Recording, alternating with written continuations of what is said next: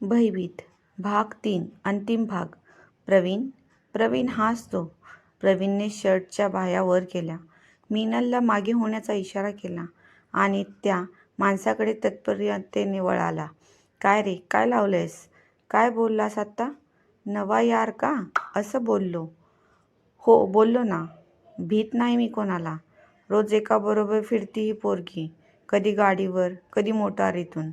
मी बोलेन जे खरंय ते. तुला काय र? ए, प्रवीण जोरात ओरडला आणि त्याची कॉलर धरली. हात काढ आधी. तुमचे चाळे बघायलोय ना तेव्हापासून. तुमचं जुनं लफडं हाय केव्हापासून. मी काढली ना सगळी माहिती. तो गलिच्छ स्वरात बोलला. आता मात्र प्रवीणचा तोल सुटला आणि त्याने माणसाला एक लगावली.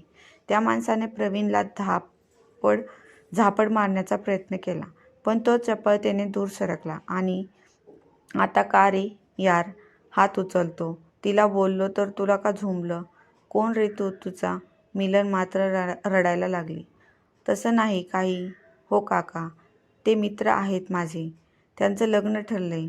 चुप ग मिनल, या फालतू माणसाला काय काका काका बोलतेस? प्रवीण वैतागला. बोल रे तू, का त्रास देतोय हिला? बोल. प्रवीण पुन्हा धावून गेला त्याच्यावर. तो सावधच होता.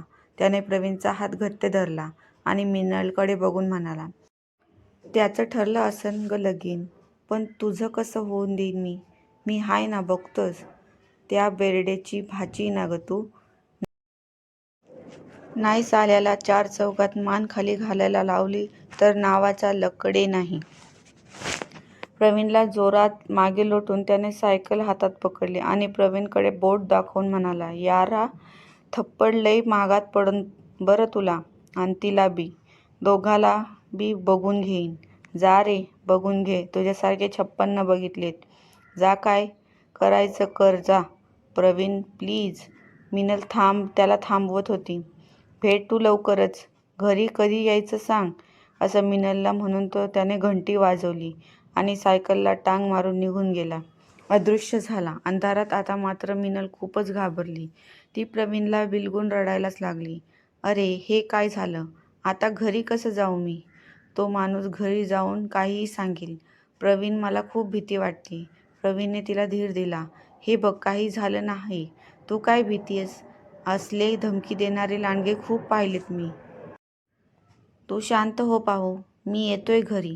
चला, मामाशी बोलतो आणि सगळं स्पष्ट सांगतो. अगं, हे तुझ्याशी संबंधित नाहीच आहे. याचा संबंध मामाच्या ऑफिसमध्ये आहे. मला लक्षात आले की काहीतरी दुश्मनी आहे. त्याची काळजी तू नको करूस. नाही प्रवीण, तू घरी नको येऊस. तो माझ्याबद्दल काहीही बोलतोय आणि अशी मी काय आहे का रे? त्याची भीतीपोटी मी या दरम्यान कधी रोहन, अनिकेत, सुकेश नाहीतर आमच्या सरांसोबत घरी येत होते रे. तो काय काय बोलतोय माझ्या चरित्र्याबद्दल. मिनल प्लीज शांत हो. चल. प्रवीण मिनलला सोडायला घरी आला, पण मामा मामीशी इकडचा तिकडचा विषय काढून बोलत राहिला. मिनल मात्र मनात भयभीत असूनही वरून काही दाखवत नव्हती. दुसऱ्या दिवशी मिनलने सुट्टी टाकली. ती ऑफिसला व क्लासला गेली नाही. पुन्हा जोडून 2-3 दिवस सुट्ट्या होत्या म्हणून ती गावी आईबाबाकडे गेली. तिथे छान रिलॅक्स झाली आणि फ्रेश मूडमध्ये परत आली. गावाहून परतल्यावर पहिल्याच दिवशी ऑफिसमधून ती मैत्रिणींबरोबर घरी आली. त्यामुळे हे सर्व विसरली. घरी मामांशी बोलताना मिनल म्हणाली, मामा ऐक ना, आज एक क्लायंट आले होते आमच्या सरांकडे ऑफिसला. तुला ओळखतात ते. तुझी खूप तारीफ करत होते. अरे हो. का ग? कोण? काय नाव आहे त्यांचं? मांजरेकर म्हणे. रिलायन्स इस्टेट्सचं काम बघतात. मिनल खूप निवांत गप्पा मारत बसली होती आज. अजून काय बोलले ग ते?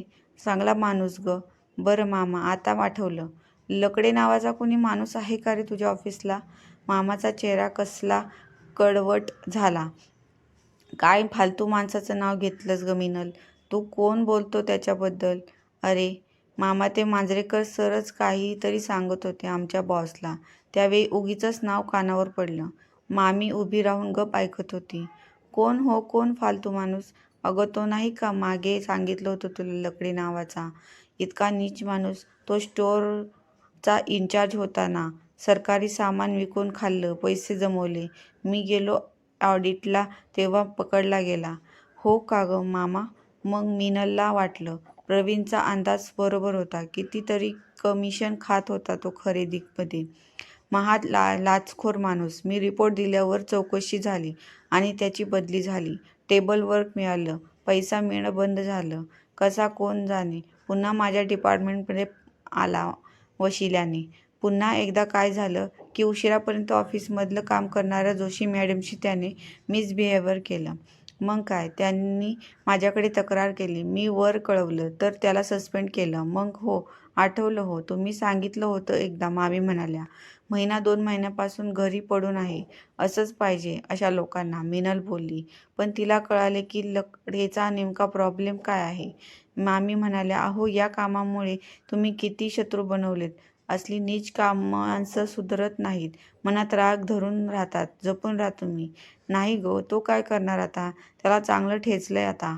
पडला असेल गार होऊन. रात्रीपर्यंत विचार केल्यानंतर मिनलने हे सगळं प्रवीणला कळवले. प्रवीणच्या लक्षात आले. सर्व प्रकार आला. त्यांनी एक योजना आखली. तो आपला मैत्रिणीचा भयभीत अवस्था पाहू शकत नव्हता. मिनल रोजच्या प्रमाणे क्लासमध्ये पुन्हा मग्न झाली. 3-4 दिवस गेले. तिने पुन्हा अभ्यासावर लक्ष केंद्रित केले. 5व्या दिवशी संध्याकाळी पुन्हा दर्ग्याच्या पुढे अंधार आणि एक सावली तिला समांतर चालतीये आणि पुन्हा ती सायकलची घंटी वाजली. मिनल जणू झोपेतून खाडकन जागी झाली. आता छातीत धडधडू लागली. घर किती लांब आहे असं वाटायला लागलं. ती झापझप पावले टाकत राहिली आणि घशाला कोरड पडली. काय ग, तुझा यार नाही का संगतीला आज? बोलव की त्याला. माझी कॉलर धरतो काय? ती सावली बोलली. काका, का मला त्रास देताय तुम्ही? तुमचं काय नुकसान केलंय मी? ती उगीचच वेळ दवडण्यासाठी बोलली. घरी कधी यायचं बोल, तुझे लफडे सांगायला. कसले लफडे काका? ती खरंच घाबरली होती. आसपास कोणीच नव्हतं. घरी नाही सांगायचं तर काय देशील? बोल बोल ना. तोंड बंद ठेवतो. पण काय मिळेल मला? आपसुकच तिची नजर त्याच्याकडे वळली.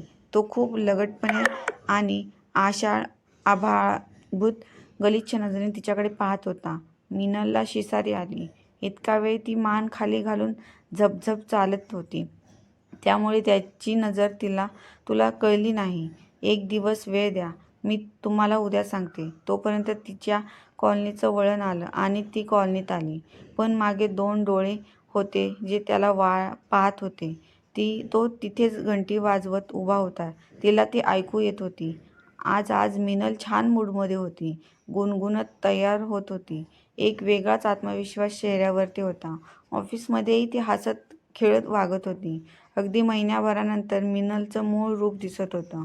फोनवर सतत कॉल चालले होते. ऑफिस झाले. क्लासमधला प्रॅक्टिस पेपरही वेळेच्या अगोदर सुटला आणि ती परत निघाली.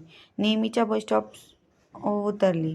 भूक लागली म्हणून मस्त पाणीपुरी खाल्ली. रोहनने फोन केला. ताई, घ्यायला येऊ का?